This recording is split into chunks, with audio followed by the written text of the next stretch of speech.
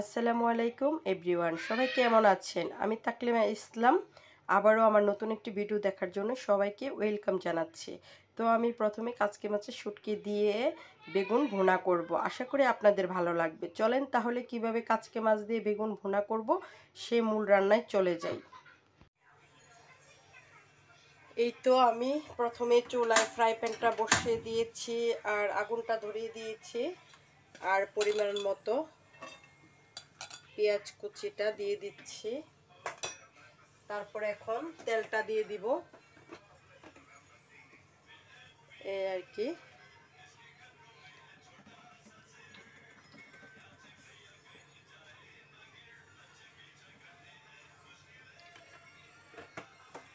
তেলটা দিয়ে দিলাম। এই তো আমার পেঁয়াজটা দেওয়ার পরে এখন একটু রসুন কুচি, মানে কুচি না, আমি থেতো করে দিচ্ছি। শুটকি যেহেতু করব কাচকি মাছ দিয়ে, কাচকি মাছের শুটকি দিয়ে যেহেতু বেগুনটা ভাজি করব, তো সেজন্য এই আর কি রসুনটা একটু থেতলি করে দিয়েছি। তো আমি এখন পরিমাণ মতো একটু লবণ দিয়ে নিচ্ছি। তো পরিমাণ মতো লবণটা দিয়ে হালকা একটু মিশিয়ে নিচ্ছি। আর এখন দিয়ে দিব হচ্ছে মরিচ গুঁড়ো, দেখতেই পাচ্ছেন কতটুকু দিচ্ছি। তারপরে অল্প পরিমাণ একটু হলুদ গুঁড়ো, অনেকে এটাতে ধনিয়া গুঁড়ো ইউজ করে, তো আমি ততটা করি না। ধনিয়ার গুঁড়ো যত কম খাওয়া যায় স্বাস্থ্যের জন্য উপযোগী নয় ধনিয়ার গুঁড়োটা, এই জন্য আমি ধনিয়ার গুঁড়োটা দিব না, এই আর কি।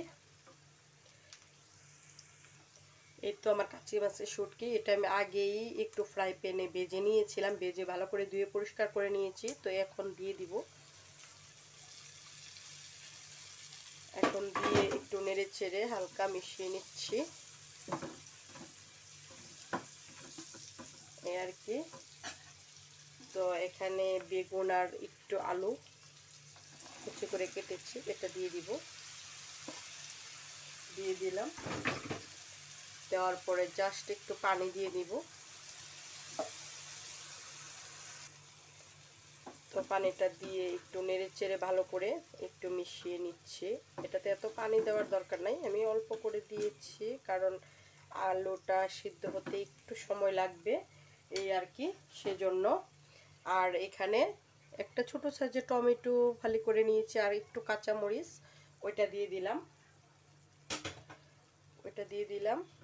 এই আর কি। এখন ঢেকে দিব। তো আমি এখন ধনিয়া পাতার কুচিটা দিয়ে দিচ্ছি, দিয়ে নেড়ে চেড়ে একটু মিশিয়ে নিব।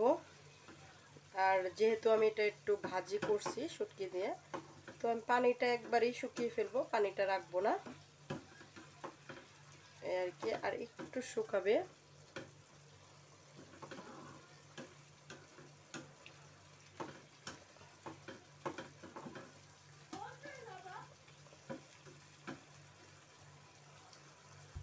তো আমার তৈরি হয়ে গেল মজাদার কাচকি মাছের শুটকি দিয়ে বেগুন ভুনা।